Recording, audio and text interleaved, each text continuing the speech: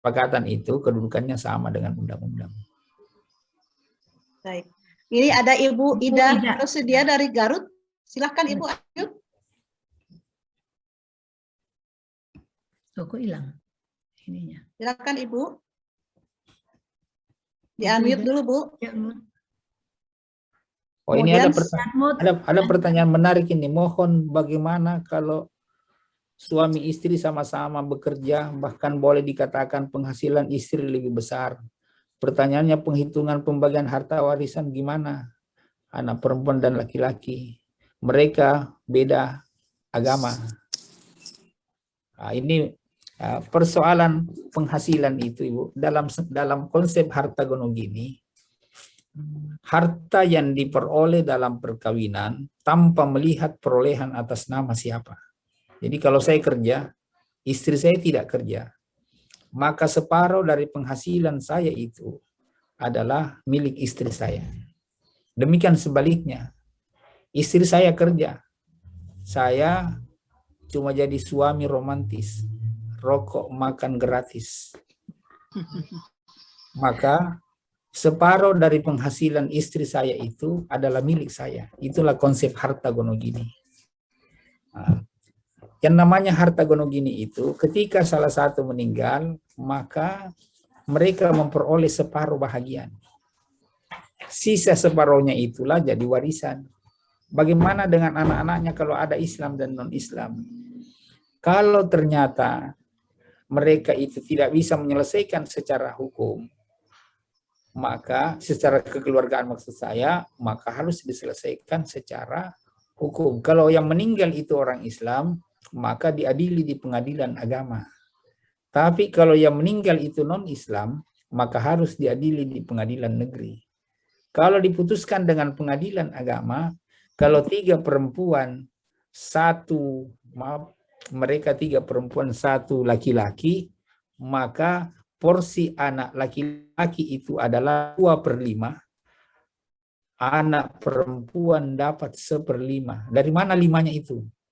Mungkin juga pernah, dari mana bisa dapat 1/5? Jadi laki-laki itu kan porsinya 2. Kalau perempuan 1, jadi 3 perempuan, 1, 2, 3 tambah 2, 5. Berarti yang laki-laki dapat 2/5, yang perempuan dapat 1/5 dari sisa harta yang telah dibagi kepada ibunya. Ya baik Ibu Ida, Ibu Ida dari Garut, silahkan. Setelah itu Ibu Sakia ya, pengurus besar Ibu Yeni juga. Ya, Ibu Yeni juga. Banyak ini. Silakan Bu, singkat Bu. Ya, terima kasih Ibu Rita. Yang mulia, seberapa kuatkah akta atau perjanjian pemisahan harta yang dikeluarkan oleh notaris dalam pembagian warisan maupun hibah? Terima kasih. Wassalamualaikum.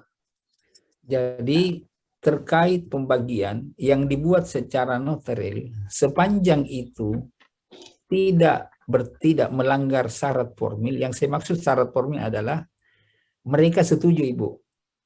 Suami istri setuju. Kemudian kalau itu hibah, anak-anak tahu. Kalau ada salah satu ahli waris tidak tanda tangan, maka kesepakatan itu bisa dibatalkan.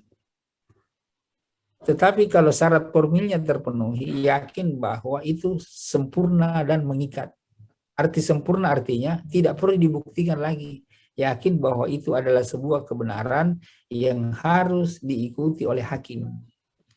Begitu ya Ibu Ida ya. Jadi sepanjang tidak cacat formil, semua bertanda tangan, tidak dalam tekanan, maka akta itu pasti mengikat, Ibu. Ya, sudah cukup puas Bu Ida. Tidak harus dengan notaris, dibawa tangan pun. Kalau ke notaris kan harus bayar, Ibu ya. Nggak usah ke notaris. Suami istri buat kesepakatan, tanda tangan anak, sudah. Akta di bawah tangan sepanjang tidak dibantah, maka kekuatannya sama dengan akta otentik. Jelas Ibu Ida. Ini ada yang tanya, kalau anak angkat bukan waris tetapi hibah itu pun harus persetujuan anak asli. Nah, jadi ini dalam hukum Islam ya Bu. Anak angkat dalam hukum Islam itu kedudukannya tidak sama dengan anak kandung. Tidak sama dengan anak kandung. Karena kedudukannya tidak sama dengan anak kandung, maka porsinya hanya mendapat 1/3 dari porsi saudara angkatnya. Jadi umpamanya ada orang punya anak kandung 2, anak angkatnya 1, maka anak angkat ini dapat 1/3 dari porsi saudara angkatnya. Jadi kalau saudara kandungnya dapat itu, anak kandung dapat 75 juta, anak angkat itu hanya dapat 1/3 dari 75 itu. Yang kedua, kalau dalam hukum BW, hukum perdata barat, anak angkat itu kedudukannya sama dengan anak kandung. Nah, jadi kalau di BW itu perdata, anak angkat itu sama dengan anak kandung. Tetapi dalam hukum Islam, anak angkat itu tetap dapat warisan dari orang tua asalnya. Dapat porsi wasiat wajibah dari orang tua angkat. Kalau hukum BW tidak dapat warisan dari orang tua asal, hanya dapat warisan dari orang tua angkatnya saja. Sekira begitu ya Bu ya. Silakan Ibu Zakia, ingin bertanya. Mute. Di-unmute Bu, di-unmute. Ibu di-unmute, mohon. Terima kasih Bu Rita.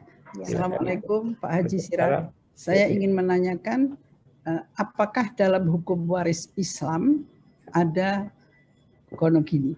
Ya. Oke, Bu. Terima kasih. Jadi kalau Ibu tanya apa dalam Al-Quran diatur harta gonogini, sudah pasti tidak ada itu Ibu.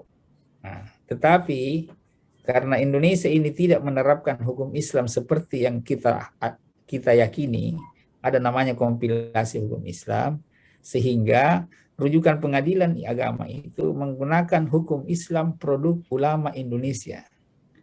Sehingga kalau di Indonesia ini dikenal dengan harta gonogini atau harta bersama. Nah, seperti yang saya jelaskan tadi Bu, bahwa kategori harta gonogini itu adalah harta yang diperoleh dalam perkawinan tanpa melihat perolehan atas nama siapa. Jadi kalau ada orang bersengketa, seluruh harta itu atas nama suami. Seluruh harta, mulai dari garpu, sendok, piring sama atas nama suami. Kalau terjadi pisah, maka separuh dari sendok dan piring itu adalah milik istri. Karena diperoleh dalam perkawinan. Itulah konsep harta gonogini di Indonesia Ibu Dokter ya. Jadi ditentukan berdasarkan tahun perolehannya, bukan ditentukan berdasarkan atas nama siapa. Ya. Jadi dalam perkawinan ya yang mulia. Dalam perkawinan, ya.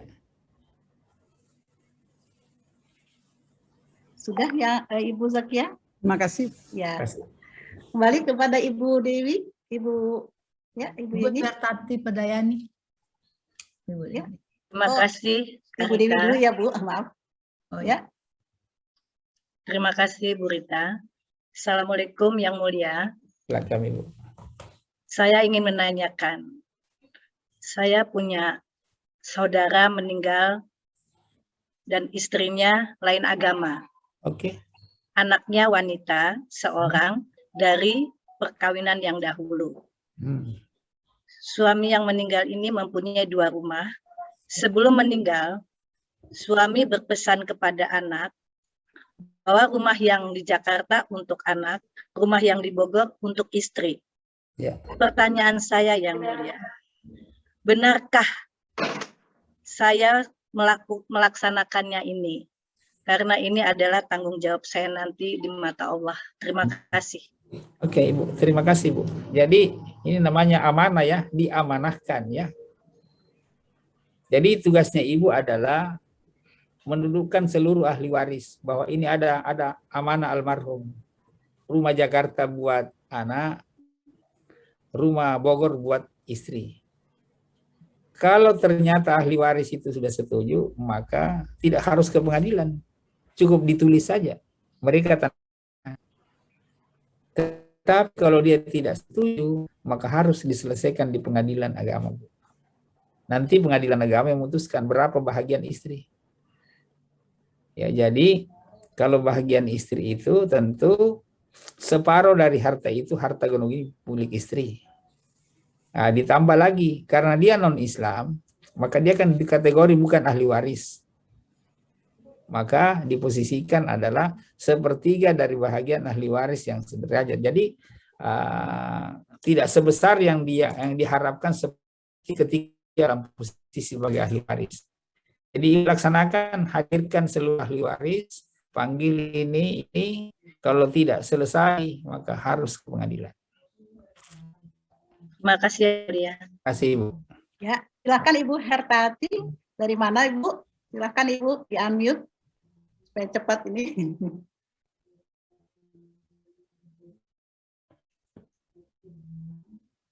Ya, unmute Bu. Silakan Ibu Hertanti. Iya, ya. Assalamualaikum. Ya. Assalamualaikum warahmatullahi wabarakatuh. Yang terhormat Bapak yang mulia tadi, saya mau bertanya Pak. Saya adalah punya saudara itu 10. Terus ibu saya masih ada. Yeah. Beliau berkata bahwa nanti kalau ibu meninggal, ibu memberikan separuh harta ini untuk anak sulung dan separuh itu nanti untuk anak 9. Itu kami sudah tanda tangan, walaupun hanya dalam akte biasa ya Pak ya, bulan rekening notaris. Itu kalau kita semua sudah oke, apa ya Pak ya? Iya. Adil enggak? Ya. Oke. Iya. Itu namanya sepakat Ibu ya.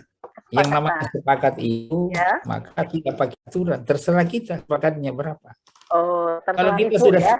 Kalau kita sudah sepakat, maka kesepakatan itu menjadi undang-undang buat Ibu. Bahwa Ibu harus taati. Iya. Jadi semua sudah oke, Pak. Oke. Ya. Tapi kalau ada salah satu dari yang dari saudara Ibu merasa tidak adil, maka wasiat itu bisa dibatalkan. Walaupun dia sudah tanda tangan. Walaupun tanda tangan, Ibu sudah tanda tangan semua. Tanda tangan semua. Oh, boleh kalau sudah tanda tangan. Ya, kecuali dipaksa tanda tangan. Oh, enggak. Ya. Ya, terima kasih Pak. Saya ada lagi satu Pak. Ya, silakan. Kami bertiga perempuan semua. Ya. Tadi Bapak ngendiko ya, bahwa kalau anak perempuan itu paman, itu di Indonesia itu kan tidak seperti yang diundang. Betul. Nah, kami anak 3 ini sama orang tua saya berikan apa seperti Bapak ngendiko tadi. Tapi om kami, loh kok aku ora 3E, kan wadon gitu loh Pak. Gimana Pak? Saya harus menjawab padahal tadi kalau hukum di Bapak sebagai hakim ya, saya berikan kepada anak-anak. Saya tadi seperti itu. Gimana Pak kalau sampai om saya itu menuntut kami? Ya. Oke. Pak. Jadi begini Ibu, menyelesaikan perkara itu bisa. Jadi hakim memutus perkara itu bukan mencari kebenaran, tetapi menegakkan keadilan.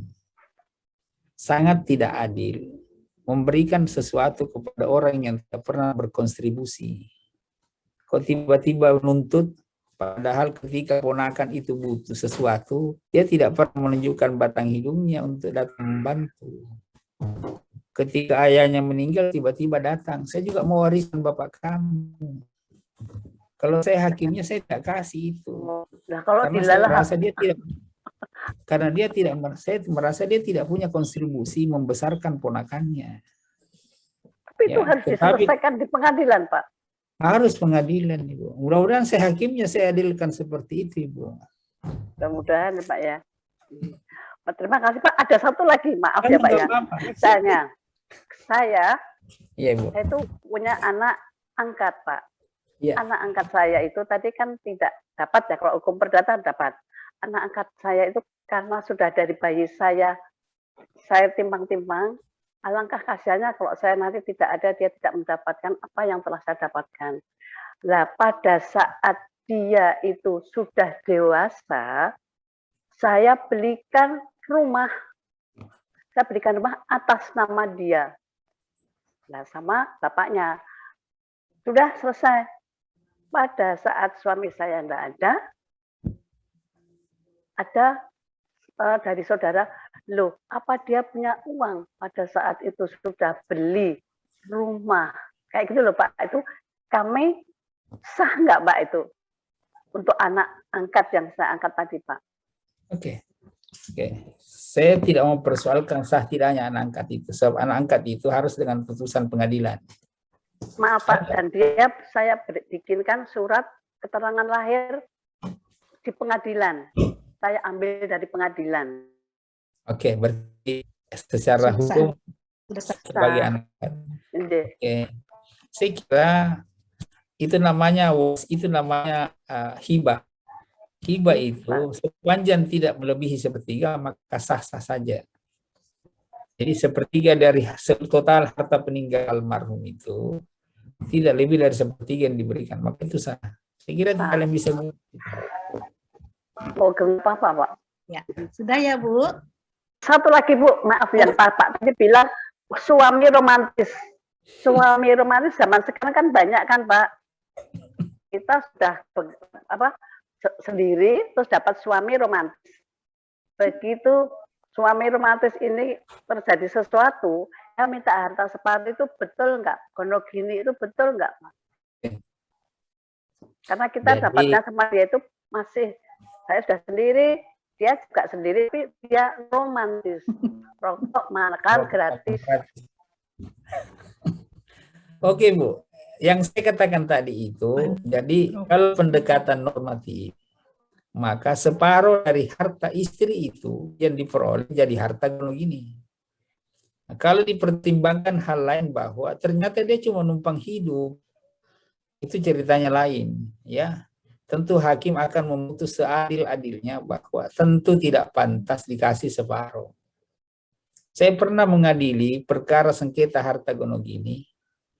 Seorang suami menuntut istrinya. Jadi setelah dia bercerai, anak itu dalam pengasuhan istri. Suaminya sudah pergi nikah lagi. Setelah dia jatuh bangkrut, dia pulang. Mau gugat harta gonogini. Dia tidak sadar bahwa selama berpuluh-puluh tahun meninggalkan istri, biaya anak itu ditanggung oleh istri. Lalu sekarang dia datang nuntut separuh dari harta itu. Waktu itu saya di Bekasi, saya putus perkaranya itu, istrinya dapat 3/4, suaminya 1/4. Karena saya anggap bahwa seharusnya menafkahi anak itu adalah suami, bukan istri. Jadi bagi porsinya dikurangi separuh Ibu. Itu lagi bukan pendekatan normatif namanya. Melihat dari sisi keadilan. Iya Bu. Ya. Terima kasih. Matur nuwun Bu Rita. Ya, terima kasih. Silakan Ibu. Ibu Irma silakan Bu. Di unmute Bu. Setelah itu nanti akan saya bacakan dari chat. Dari chat banyak ini dari chat. Ibu Irma silakan Ibu. Dari Kabupaten Bogor. Assalamualaikum warahmatullahi wabarakatuh. Waalaikumsalam. Terima kasih Ibu Rita atas waktu yang diberikan. Pertanyaan saya, gimana kalau ada seorang suami meninggal, suaminya adalah orang yang sukses dalam harta, dalam bisnis. Kemudian istrinya menikah lagi, anaknya masih kecil-kecil, dan kemudian harta suami yang tadi meninggal digunakan oleh suami yang baru untuk usaha. Apakah ini termasuk memakan harta anak yatim?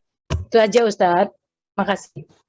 Oke, jadi kalau saya memposisikan Ustadz ini, saya cerah lah. Nggak apa-apa. Saya lihat dari sudut agama saja bahwa yang namanya harta itu kan seharusnya tahu bahwa itu harta perolehan dari suami pertama yang secara hukum adalah hak anak-anak dan istri. Tetapi kalau istri kan punya hak dari harta itu Ibu. Bahagian istri itu adalah separuh tambah 1/4. Berarti bahagian istri itu 6/8. Anggap saja yang diserahkan ke suami barunya itu adalah bahagian istrinya sendiri. Jadi jangan dianggap makan harta anak yatim. Ya, karena kehadiran suami baru itu bukan sekadar hadir untuk makan dan tidur, tentu menjaga keluarganya. Jadi yang dia makan adalah harta dari istrinya sendiri, bukan anak yatimnya. Gitu Ibu Rita ya. Tapi apabila belum dibagi? Iya. Belum dibagi, maksudnya belum dibagi pada. Ya, kalau sebelum dibagi, meskipun belum dibagi, di dalamnya itu kan include milik istri.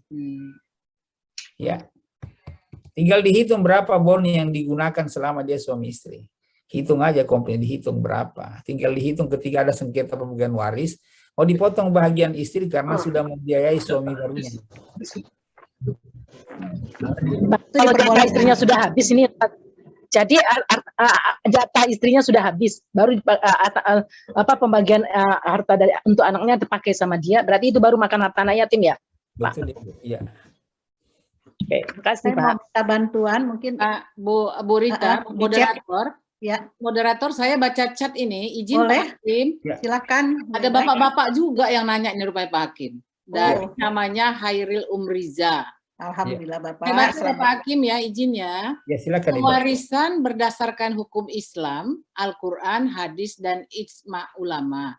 Maka kembalikan penyelesaian sengketa waris ini kepada ahlinya dan berdasarkan kaidah yang benar. Bagaimana nih pendapat Pak Hakim? Oke, jadi kita menganggap bahwa kita tidak pernah menyimpangi Al-Quran itu. Tetapi berbicara tentang keadilan, Al-Quran juga mengatur tersendiri bahwa berlaku adillah kamu. Karena keadilan itu lekat pada ketakwaan. Saya contoh konkret, Ibu. Dalam Al-Quran itu jelas dikatakan bahagian laki-laki 2, perempuan 1. Itu normatifnya begitu ya. Tapi kalau dalam posisi kita menangani kasus, anak laki-laki itu tidak pernah berpartisipasi, tidak pernah mengurusi orang tuanya. Bahkan sudah menghabiskan harta yang begitu banyak. Anak perempuan yang pontang-panting ngurus orang tua. Kalau terjadi sengketa, apa adil kalau laki-laki saya kasih separuh lagi? Itu sudah pasti tidak adil. Karena itu, kalau dikatakan bahwa dengan dzakari mislu hadzil unsayaini itu merubah Al-Quran, saya tidak merubah Al-Quran, tetapi saya menganggap keadilan itu jauh lebih tinggi daripada segalanya. Maka akan saya bagi rata. Laki-laki sama dengan perempuan, atau bisa sebaliknya, lebih banyak perempuan daripada laki-laki. Setelah melihat harta yang telah dinikmati oleh itu namanya kasuistis, tidak boleh diberlakukan secara umum, Ibu.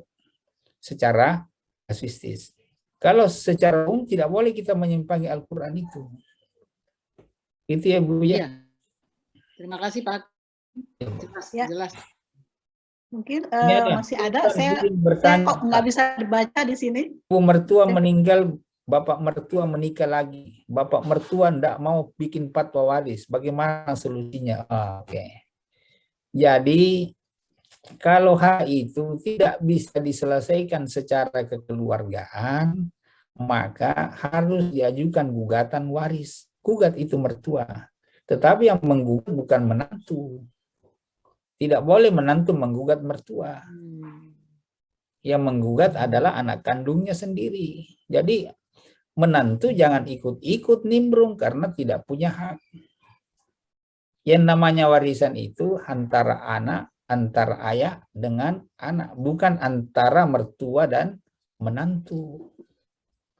Ya, jadi suaminya atau suaminya yang bertanya atau ibu yang meninggal itu yang ajukan, bukan menantunya yang menggugat mertuanya. Oke. Ini Bu Rita.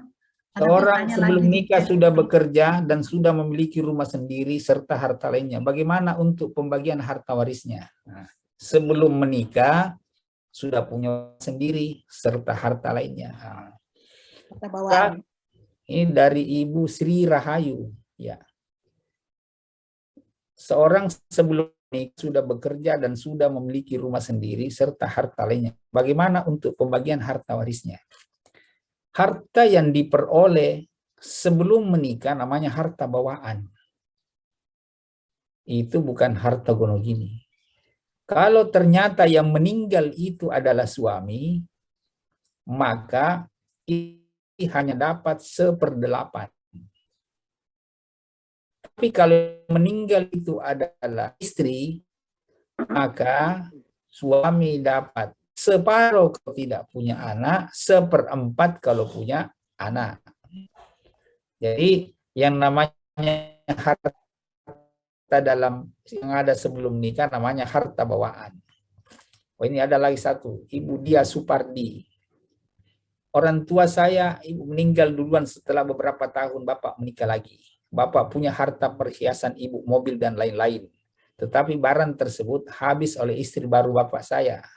Bagaimana waris untuk istri baru beliau, sedangkan istri barunya selama perkawinan tidak menghasilkan harta? Apakah istri baru mendapat warisan dari almarhum bapak yang tidak mempunyai anak dan istri, atau tidak punya anak dan istri baru? Lalu bapak meninggalkan beberapa tanah dan sebagian tanah yang tidak bersertifikat atas nama kakak dan adik saya sebagian.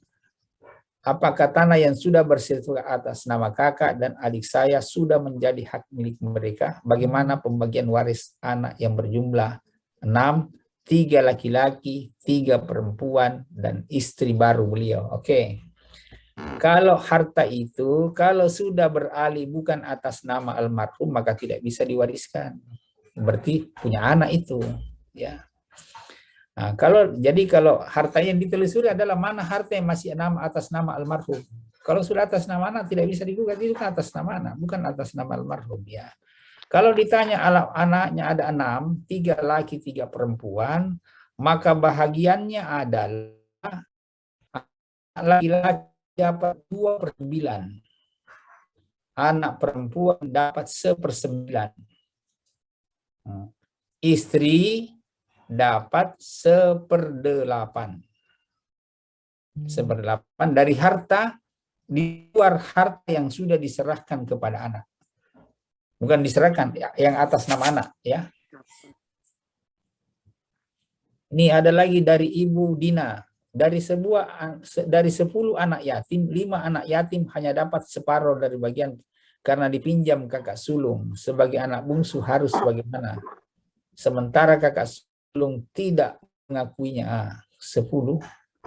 Banyak banget anak yatimnya 10. 5 anak yatim. Itu anak yatim dari satu orang tua.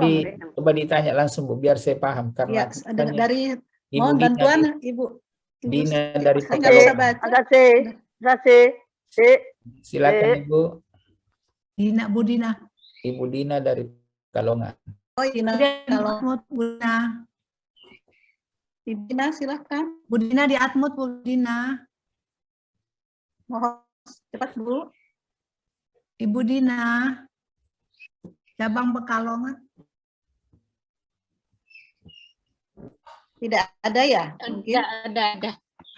Ada. Silakan. Lebih jelas biar saya ngerti. Silakan. Bu Dina, silakan di-unmute sendiri. Ya, silakan Ibu. Dina Cabang Pekalongan kan? Iya. Ya, sudah saya Bu, silakan di-unmute sendiri, Bu. Ibu Dina. Langsung pertanyaan yang Ibu chat dibacakan supaya Bapak Hakim kita mengerti dan jelas pertanyaannya. Ibu Dina mohon maaf, dipercepat Bu.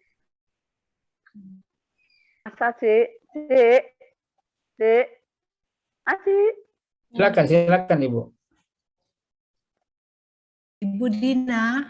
Mungkin dulu pada yang lain yang ya. Iya, silakan. Bagaimana penerapan hukum waris adat harta pusaka tinggi dan berasal dari turun-temurun bukan pencaharian orang tua, kerap berlawan dengan hukum Islam seperti sawalang yang menghasilkan. Sebagai contoh, di Minang anak perempuan justru mendapat bagian yang baik dan sawah dari berhak penuh dibanding anak laki. Bagaimana mencari jalan tengahnya? Oke. Hukum waris itu hanya memiliki kekuatan jika para ahli waris mentaati. Karena tidak bisa kekuatan eksterior. Sanksi hukum, sanksinya kalau orang tidak menghargai dianggap tidak tahu adat. Sanksi moral namanya, sanksi sosial. Ketika mereka tidak sepakat, maka harus ke pengadilan. Maka ketika di pengadilan, kalau dia Islam, maka berlaku hukum Islam. Kalau yang non-Islam berlaku BW. Jadi hukum adat itu kalau bisa dilaksanakan secara kekeluargaan, maka bisa terlaksana. Tetapi kalau tidak sepakat, maka tunduk pada hukum negara. Hanya dua saja, hukum Islam atau hukum BW. Ya. Walaupun itu dipakai dari waris adat ya, Yang Mulia. Jadi diarahkan kepada mana yang akan pilih. Oke. Mohon bisa minta HP narasumber ada di nanti. Sudah ada di tadi. Saya saja. Siap melayani Ibu untuk diskusi. Tanya apa saja. Baik, mungkin mohon maaf Ibu Sundari, apakah ada lagi? Saya nggak bisa baca nih, maaf. Ini kok ada dari Ibu Desi cabang Bekasi. Saya bacakan ya, Yang Mulia. Saya Desi dari cabang Bekasi mau bertanya mengenai harta atas nama istri yang ditinggal suami yang meninggal. Apakah itu harta atas nama istri merupakan harta warisan suami juga? Oke. Harta itu diperolehnya kapan, Ibu? Nggak disampaikan ya? Nggak disampaikan, cuma bertanya itu. Dari siapa? Dari siapa, Bu? Dari Ibu Desi di cabang Bekasi. Di cabang Bekasi, Ibu Desi, apakah masih ada? Ibu Desi. Karena kurang jelas pertanyaan ya. Ibu. Kalau harta dalam perkawinan tidak boleh dikatakan itu harta istri, itu harta suami. Tetapi kalau harta itu sudah ada sebelum nikah, baru dikatakan itu harta suami atau harta istri. Namanya harta bawaan. Sedangkan harta gonogini itu, meskipun yang kerja cuma suami, maka harta itu separuh adalah milik istri. Namanya harta gonogini. Baik hukum Islam maupun hukum perdata Barat tetap berlaku 50-50, separuh-separuh. Ya, jadi dipastikan kalau harta bawaan pasti tidak bisa dibagi. Ibu masih sudah jelas, Ibu. Apakah ada yang lain? Masih ada waktu Yang Mulia? Ini semua kayaknya sudah ya. Semua nih pertanyaan-pertanyaannya. Kita tidak kembali ke materi, Bu moderator. Oke, boleh silahkan. Mungkin di-share sedikit materi yang tadi. Di-share lagi, mungkin ada yang belum di-share lagi. Supaya lebih jelas ya Pak Hakim. Ya.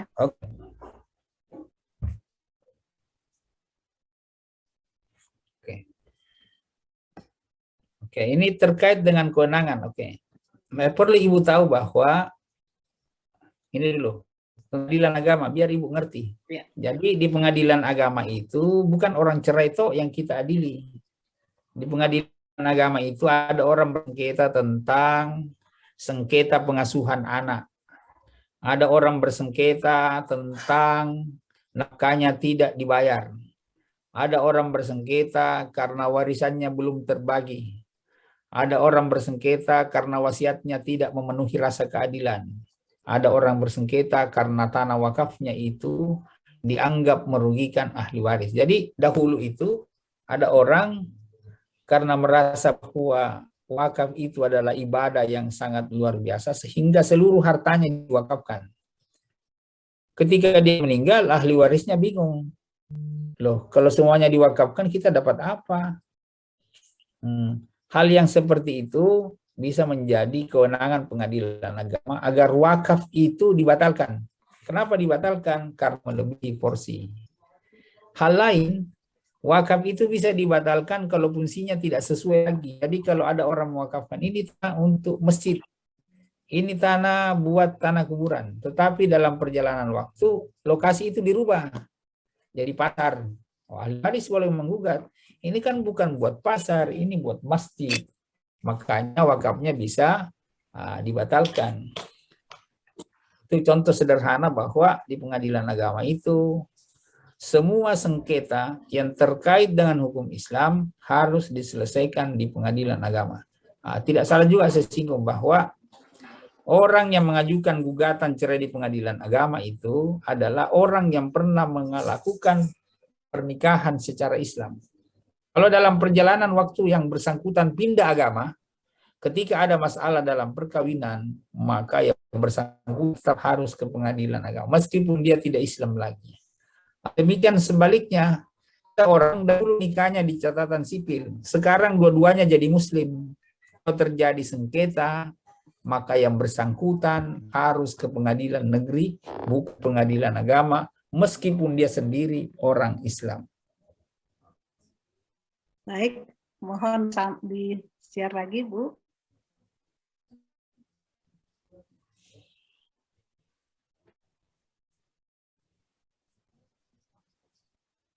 Mungkin diteruskan ya. Oke. Nah, kalau berbicara tentang apa dasarnya orang memutus perkara, berikut saya kemukakan contoh-contoh bahwa pertama, di pengadilan agama itu sumbernya adalah Al-Quran dan hadis. Yang kedua, terkait dengan rujukannya, selain ada Al-Quran, ada hadis, ada Undang-Undang Nomor 1 tentang perkawinan, ada Undang-Undang Nomor 7 tahun 89 tentang pengadilan agama. Ada juga sengketa tentang perwakapan, ada yang namanya kompilasi hukum Islam. Itu Impres Nomor 1 tahun 91. Nah, jadi kaitannya dengan orang Islam itu harus diselesaikan di pengadilan agama. Oke, itu pengantar dulu. Silakan, Bu. Silakan. Oke. Ini saya sudah jelaskan tadi. Kalau duda itu dapat separuh harta jika pewaris tidak punya anak. Dan dapat 1/4 jika punya anak. Sedangkan janda dapat 100, di pasal 180, mendapat 1/4 harta jika pewaris tidak punya anak dan 1/8 jika punya anak.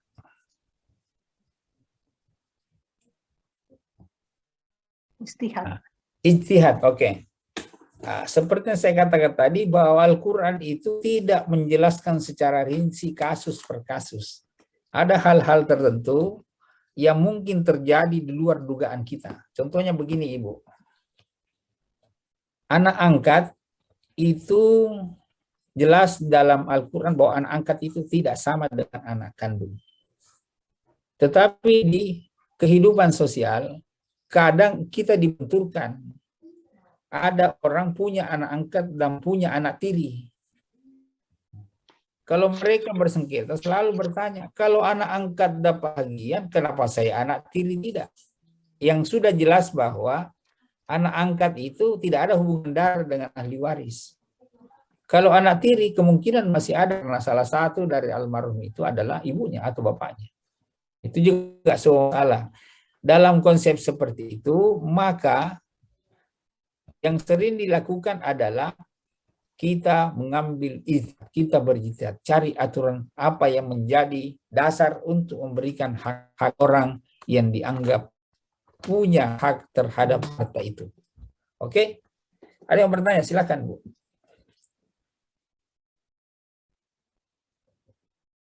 Tadi saya lihat ada Ibu Santi dari Kota Bogor. Ada pertanyaan, Bu Santi? Apabila semua sertifikat dibuat atas nama istri dengan tujuan kemudahan mengurus karena suami sibuk bekerja, namun kata suami tidak otomatis jadi milik istri, apakah harus ada pernyataan dari notaris atau semacamnya karena depannya menyangkut harta warisan? Oke, Bu. Jadi yang namanya harta itu saya sudah jelaskan tadi, bukan dilihat berdasarkan perolehan siapa, seluruh harta atas nama istri. Tetapi kalau itu meninggal, terjadi salah satu dari mereka meninggal, maka harta itu tetap dibagi bahwa ini adalah harta perkawinan antara si A dan si B. Padahal harta ini masih atas nama yang masih hidup.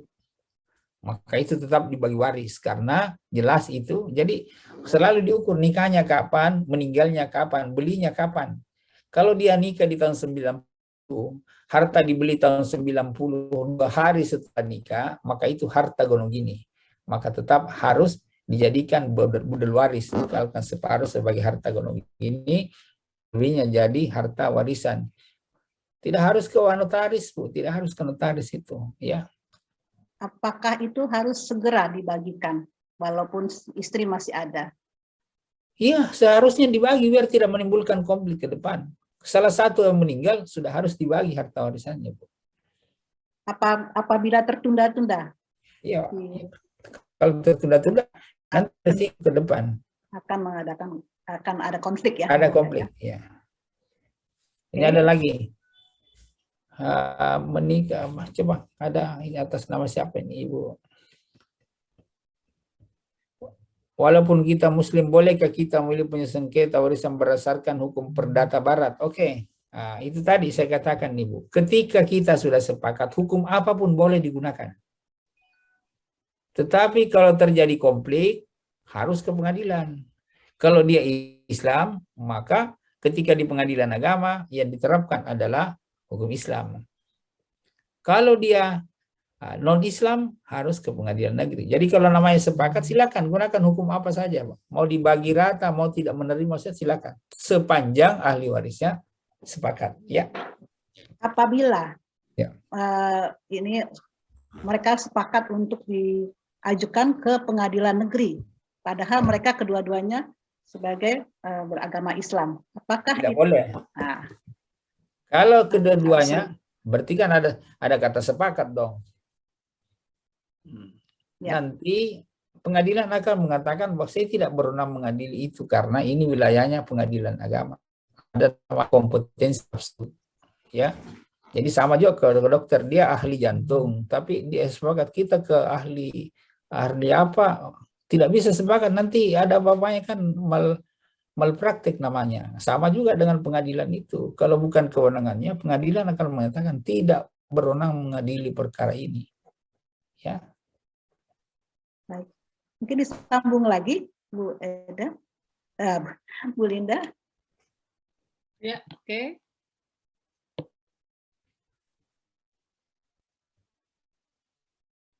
Oke, ini saya gambarkan secara sederhana tentang harta warisan. Jadi, harta suami itu kemungkinan berasal dari harta bawaan. Kalau itu harta diperoleh dalam perkawinan, namanya harta bersama. Istri juga punya harta bawaan, karena dia anak orang kaya. Ketika dia meninggal, maka harta bawaan ditambah dengan harta perkawinan menjadi harta warisan suami. Hanya saja harta warisan suami ini yang bisa dibagi dua hanya harta perkawinan saja. Ini berlaku hukum tadi 1/4, 1/8. Kalau harta perkawinan harus separuh. Sama halnya dengan harta istri. Harta istri ini kalau punya harta sebelum nikah namanya harta bawaan. Kalau setelah nikah namanya harta bersama. Dikumpul jadi harta warisan istri. Tetapi sebelum jadi harta warisan dikeluarkan dulu separuh dari harta perkawinan ini menjadi milik salah satu yang masih hidup. Ya. Oke. Nah, terkait dengan waris. Nah, Islam itu sangat hati-hati membagi waris. Pertama, sebelum bagi waris, pertama menyelesaikan hutang. Selesaikan dulu hutangnya. Kalau ada wasiat, keluarkan wasiatnya almarhum. Ya. Kemudian mengurus pemakaman sampai selesai. Setelah itu baru dibagi harta warisan. Jadi kalau ternyata yang tersisa cuma hutang, kira-kira bisa dibagi enggak? Jadi almarhum punya hutang 10 miliar. Hartanya cuma 9 miliar. 1 miliar siapa yang tanggung itu? Ahli waris ya. Bisa enggak? Bisa. Ahli waris yang bertanggung jawab untuk itu. Kira-kira siapa yang mau tanggung jawab, Bu? Ahli waris. Oke, kita berdiskusi dulu. Ini karena menyangkut kepastian hukum. Ada orang berhutang. Hutangnya 10 miliar. Setelah meninggal ketahuan bahwa almarhum punya hutang 10 miliar. Setelah dikalkulasi, hartanya cuma 9 miliar. Kira-kira yang bertanggung jawab siapa? Ahli warisnya atau istrinya bertanggung jawab? Enggak. Ahli waris ya. Ahli waris bertanggung jawab. Hanya saja tanggung jawab itu dua macam. Ada tanggung jawab moral, ada tanggung jawab hukum. Kalau moral tentu merasa malu kalau almarhum itu punya hutang lalu meninggal. Namanya tanggung jawab moral. Kalau tanggung jawab hukum tidak mungkin Ada seseorang berhutang lalu yang ditagih anaknya. Anaknya kan saya tidak pernah berhutang, yang berhutang kan bapak saya. Jadi secara hukum nggak bisa dituntut, tetapi secara moral, anak harus membayar hutang itu. Karena di mana-mana orang berhutang yang tanda tangan yang digugat. Bukan istrinya. Kalau tidak tanda tangan, masa yang digugat yang tidak tanda tangan. Jadi kalau secara hukum tidak bisa digugat, tetapi secara moral harus diselesaikan itu. Oke, ini ada yang bertanya? Ibu Khairina dari Kota Semarang. Bagaimana hukum waris bila wanita menikah lagi membeli sebidang tanah dengan uang saudari pada saat dia sudah menikah lagi dengan laki-laki yang juga mempunyai anak. Dia membeli pada saat pernikahan kedua. Pertanyaannya, pada saat wanita tersebut, apakah anak yang dibawa suami tersebut ikut menerima warisan yang mulia? Apakah kalau terjadi, apakah menjadi harta gonogini? Oke. Oke. Jadi kalau harta itu, uang yang digunakan itu sudah ada sebelum menikah, lalu pada saat perkawinan baru beli tanah, maka itu bukan gonogini, namanya harta bawaan. Oke, contoh sederhana. Sebelum nikah si A punya mobil. Setelah nikah, mobilnya itu dijual. Lalu beli motor. Maka motor ini bukan harta gonogini, meskipun dibeli dalam perkawinan, karena bersumber dari harga mobil. Nah, ini sama tadi nih, uang sendiri pada saat dia sudah lagi dengan laki. Ya, jadi sepanjang bisa dipastikan harta itu bersumber dari harta bawaan, meskipun belinya dalam perkawinan, tetap harta bawaan. Masih ada lagi, silakan. Atau di-share dulu lagi ya, Yang Mulia. Oke, di-share lagi. Oke.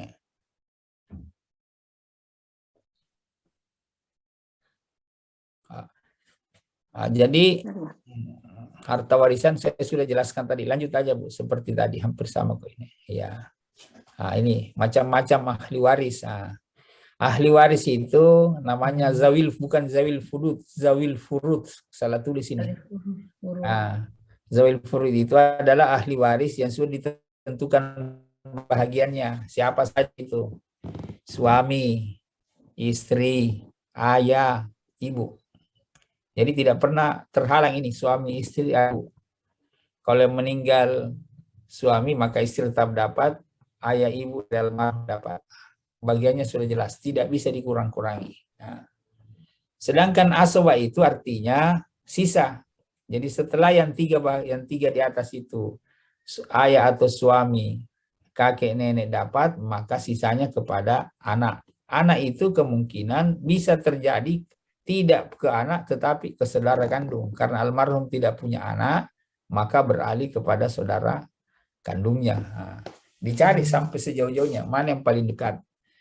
Namanya mawali, pengganti dari ahli waris yang meninggal. Jadi kalau ada ahli waris, ternyata si ahli waris itu sudah meninggal tapi punya anak, maka anak yang dibawa itu menjadi ahli waris pengganti. Hanya saja bahagiannya tidak boleh melebihi bagian ahli waris yang jadi ponakan tidak boleh besar warisan daripada pamannya sendiri, karena yang bersangkutan dalam posisi ahli waris pengganti. Oke.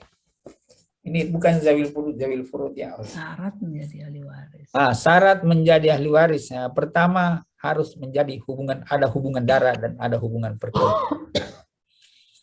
Kategori mempunyai hubungan perkawinan adalah perkawinan itu bisa dibuktikan secara hukum. Jadi kalau orang nikah siri bukan ahli waris, Bu, karena tidak punya surat nikah. Jadi kalau ada orang nikah siri, kalau terjadi pisah dengan suaminya, maka seperti karyawan di PHK tanpa pesangon. Tidak dapat apa-apa, karena tidak ada bukti bahwa dia suami istri. Untuk membuktikan perkawinan itu, hanya bisa dibuktikan dengan adanya surat nikah. Kalau hanya dengan pengakuan, tidak sah. Ada orang ngaku itu suami saya, itu istri saya, tidak sah karena harus ada tertulis dari negara bahwa disahkan oleh negara. Yang kedua, harus beragama Islam. Nah, itu tadi. Jadi beragama Islam artinya antara pewaris dan ahli waris sama-sama orang Islam. Kalau berlaku normal. Tetapi kalau berbeda agama pun tetap dapat warisan, tetapi bukan warisan, namanya wasiat wajibah. Wasiat wajibah. Oke. Ini Ibu Widya mau bertanya. Yang kedua, tidak terhalang oleh hukum. Yang tadi terhalang oleh hukum adalah penyebab kematian almarhum bukan karena dibunuh, bukan karena difitnah. Kalau ternyata dibunuh oleh ahli warisnya, maka ahli waris itu tidak berhak memperoleh harta. Oke, silakan. Ada Ibu Widya. Ibu Widya dari mana? Ibu Widya, silakan. Surabaya. Dari Surabaya ya. Ya, silakan Ibu. Silakan Ibu. Dari Surabaya, cabang Surabaya, Bu Widya. Mohon di unmute Bu, supaya cepat nih waktunya. Bu Widya dari cabang Surabaya, ID cabang Surabaya, silakan. Apakah ingin bertanya? Apakah asuransi jiwa termasuk dalam? Iya, asuransi masuk warisan Bu. Silakan Bu Widya. Di unmute.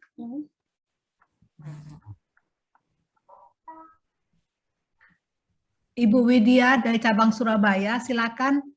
Selamat siang, Bapak. Mohon maaf, Pak, mau bertanya tadi. Untuk asuransi jiwa itu termasuk dalam warisan, ya, Pak, ya? Ya, Bu, betul. Jadi, walaupun sudah jelas bahwa penerimanya siapa, begitu, ya, Pak? Iya. Kalau terjadi sengketa, maka harus dibagi. Oh, ya. Siap. Biasanya kan yang masuk dalam asuransi orang-orang tertentu. Tetapi kalau itu terjadi sengketa, maka harus masih ada ibunya, masih ada bapaknya, enggak? Pasti masih ahli waris ya. Tetapi kalau bisa diselesaikan secara enggak usah, bisa siapa saja boleh.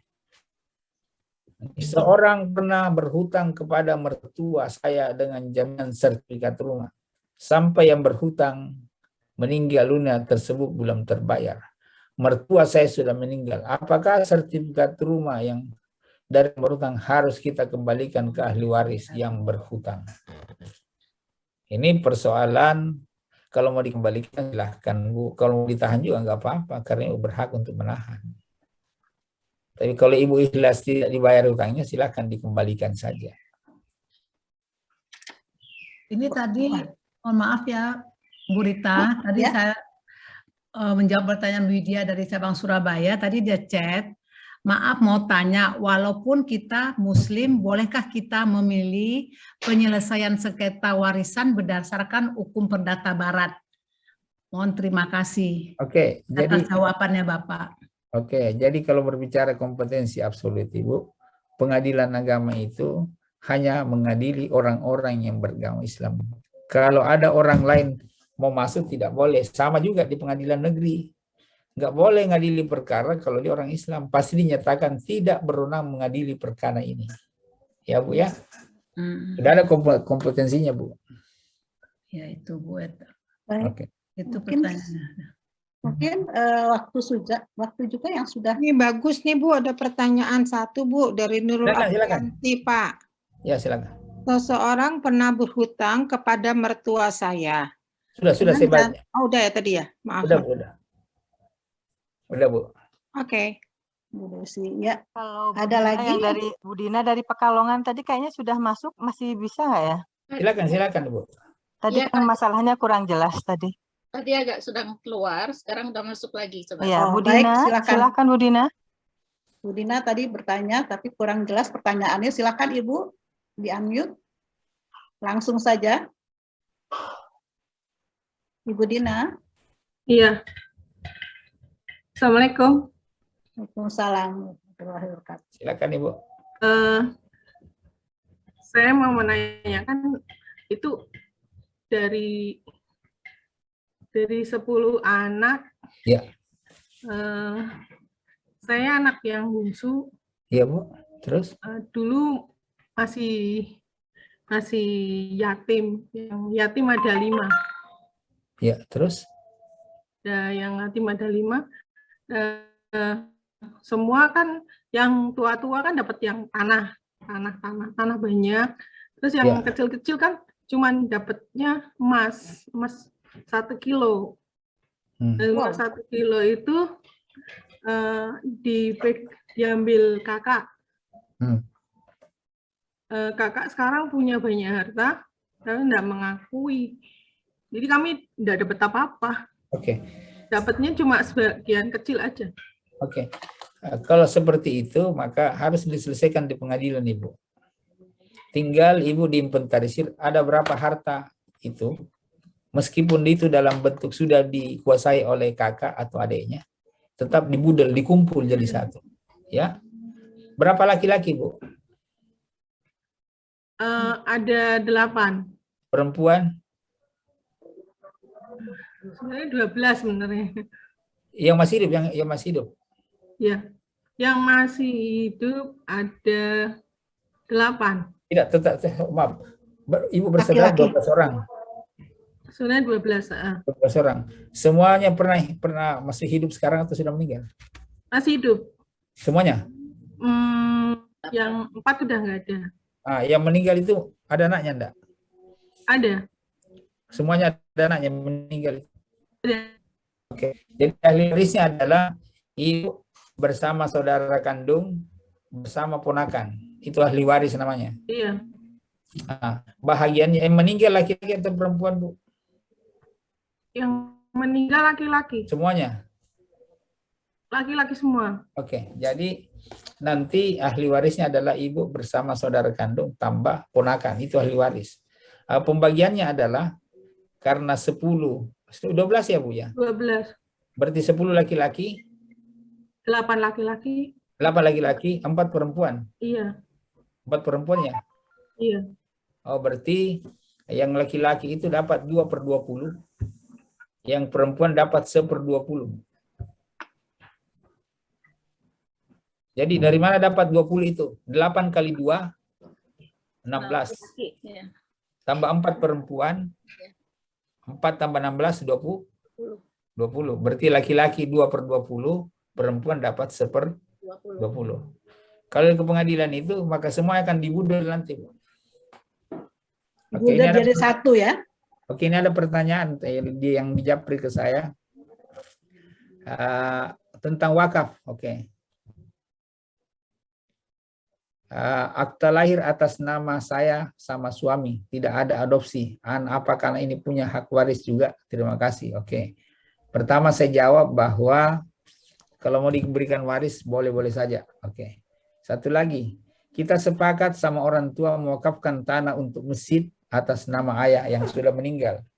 Dengan jalan waktu salah satu dari anak tanpa sepengetahuan saudara lain, dia mengalihkan dari wakaf menjadi hukumnya. Bagaimana ya mulia? Oke. Jadi kalau sudah wakaf itu ada prosesnya, Bu. Wakaf itu harus ada ikrar wakaf dibuat. Ikrar wakaf itu dibuat di kantor urusan agama. Jadi ada wakifnya, ada nazir. Jelas peruntukannya. Ini diwakafkan untuk masjid. Kalau objek wakaf itu berubah dari masjid jadi tempat main bola, maka bisa digugat karena merubah fungsi wakaf. Apalagi ini dialihkan menjadi hibah, tidak boleh dihibahkan karena ini tanah wakaf.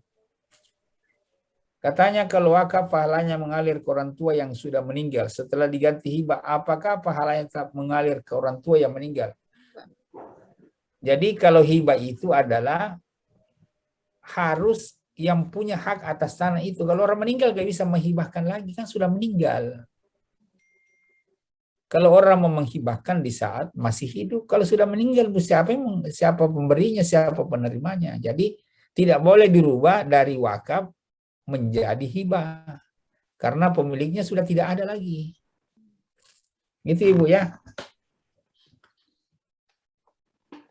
Dan kalau perolehan wakaf itu dirubah, yang tadinya harus masjid, jadi dirubah menjadi lapangan bola, berarti itu akan sengketa berarti ya? Sengketa, jadi sengketa. Kalau dirubah harus dapat dipidana ya?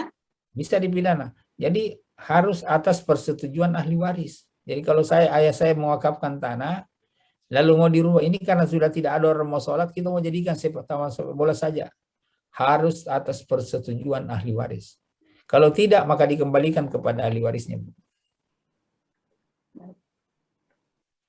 Baik, mungkin sudah waktunya saya rasa. Apakah ada pertanyaan lagi? Satu lagi mungkin.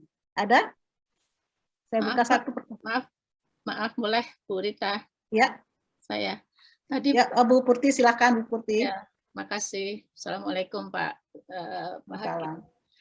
Tadi menyambung jawaban Bapak mengenai anak itu suatu kenakalan ya Pak, nakal dari anak yang sudah disetujui untuk wakaf masjid, lalu kenakalan seorang anaknya dihibahkan menjadi pribadi. Itu kan kasihan orang tuanya ya Pak, bagaimana itu tadinya? Wakaf itu kan sedekah yang berkelanjutan buat yang meninggal gitu loh Pak. Jadi begini, mohon ya pencerahannya Pak. Terima kasih. Oke, Bu. Saya paham. Jadi pertama, hibahnya itu cacat yuridis. Karena bukan pemilik yang menghibahkan. Seharusnya menghibahkan adalah pemilik wakaf. Adalah orang tua. Jadi hibah itu cacat, Ibu. Karena seharusnya menghibahkan adalah pemilik harta itu. Yang pas adalah wakaf. Jadi tidak bisa diperlakukan ya Pak? Tidak bisa. Tidak bisa. Tidak bisa, Bu. Dan kalaupun dilakukan? Cacat yuridis. Cacat. Ini ada dari Ibu Endang, Pekalongan. Apabila suami meninggal dunia dan meninggalkan hutang piutang yang banyak, almarhum tidak mempunyai harta warisan. Tanah dan rumah yang ditempati melalui hibah dari ibu mertuanya, almarhum tidak mempunyai. Bagaimana dengan hutang piutang almarhum? Almarhum pensiunan PNS, mohon pencerahan, terima kasih. Oke. Saya katakan tadi bahwa hutang itu kalau diselesaikan ada dua cara. Pertama dengan secara hukum dan secara moral. Kalau secara hukum tidak mungkin ditagih orang yang sudah meninggal. Tetapi secara moral, keluarga yang ditinggal pasti malu. Ada sanksi sosial. Itu kok suaminya meninggal nggak bayar hutang. Jadi adalah sanksi sosial saja. Tidak boleh sanksi hukum karena yang berhutang adalah suaminya bukan istrinya, Bu. Ya. Kecuali kalau itu hutang yang disepakati. Jadi hutang yang dilakukan oleh suami tanpa persetujuan istri itu adalah hutang suami. Karena itu di bank kalau kita mau berhutang harus tanda tangan suami istri. Kalau cuma satu orang ya tanda hutang sendiri namanya. Ya. Oke Bu, terima kasih. Masih ada lagi? Nanti kalau Ibu pengen konsul dicatat aja nomor handphone saya Ibu, ya. Ibu tinggal tulis saja IID. Berarti ini teman saya yang terbaru. IIDI, ya. Ibu tulis saja IIDI Solo. Berarti ini teman saya, Ikatan Istri Dokter Indonesia. Terima kasih. Oke, Ibu. Baik. Mungkin mohon maaf, waktu juga yang menentukan untuk kita sudahi. Dan apabila yang tadi biar ada sampaikan, maaf supaya ada bukti kita foto bersama. Jadi kalau saya buka file saya, ada fotonya Ibu. Ya Bu Santi, silakan. Ya baik, kita foto bersama dulu ya Ibu-ibu. Tolong dibuka. Banyak sekali ini yang berminat tentang masalah ini, Pak Ibu Sirajudin. tinggal kirim fotonya, pernah bertemu saya dengan Bapak. Ya baik. Ada 9 halaman Pak, jadi mungkin agak lama. Gak apa-apa. Baik, kita mulai ya Ibu-ibu, siap-siap semua, yang belum dibuka semua. Ya siap dengan senyum. Kalau bisa dengan jempolnya sekalian ya Ibu-ibu, karena ini luar biasa nih Pak Sirajudin. Jadi kita biar ini berteman. Baik, ya 1, 2, 3. Oke. Sekarang halaman 2. 1, 2, 3. Oke, sekarang halaman 3. 1, 2, 3. Oke. Senyum terus Ibu-ibu. Halaman 4 ya, paling giginya agak kering sedikit nggak apa-apa ya. 1, 2, 3. Ya, sekarang halaman 5. 1, 2, 3. Jempolnya ibu-ibu jangan lupa. Halaman 6. Ini kalau makin belakang kadang-kadang makin nggak bisa dibuka ya, tapi mudah-mudahan pokoknya asal tahu nih ya, ada yang hadir. Oke, 1, 2. Tadi ada yang komen ya. 3. Oke. Sekarang halaman 7.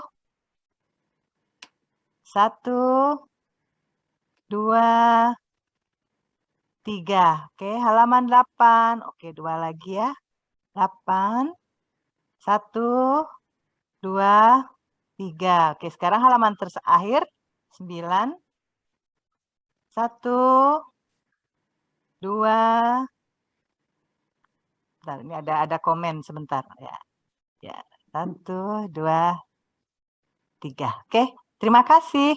Oke Bu, terima kasih ibu-ibu sekalian. Semoga kita sehat selalu dalam lindungan Tuhan yang Maha Kuasa. Amin. Karunia keluarga yang sejahtera, sehat lahir batin. Amin. Kita hidup bahagia meskipun dalam kondisi pandemi COVID. Terima kasih Ibu, mohon maaf atas segala kekurangan dan keterbatasan saya. Kalau pengen konsultasi dengan senang hati tulis IID. Temannya Pak Sirat, IIDI. Ya, terima kasih Bu, terima kasih. Billahi taufiq wal hidayah. Assalamualaikum warahmatullahi wabarakatuh. Ya, marilah bersama-sama kita berikan aplaus jempol 2 untuk Yang Mulia. Ya, alhamdulillah, terima kasih Yang Mulia. Izin live Bu, ya mau lanjut lagi saya dah. Izin live, saya masih ada agenda lagi. Ini ada beliau akan mengajar lagi di waktunya memang beliau singkat, padat ya. Jam-jam ini ya, silahkan Yang Mulia dapat meninggalkan tempat, dan terima kasih sekali lagi atas pemahaman untuk kita hukum waris Islam di Indonesia. Semoga apa yang telah didapat dan tanya jawab dari ibu-ibu dan pemaparan dari Yang Mulia dapat kita memahaminya dan dapat lebih mengerti tentang waris Indonesia di Indonesia. Terima kasih. Assalamualaikum warahmatullahi wabarakatuh.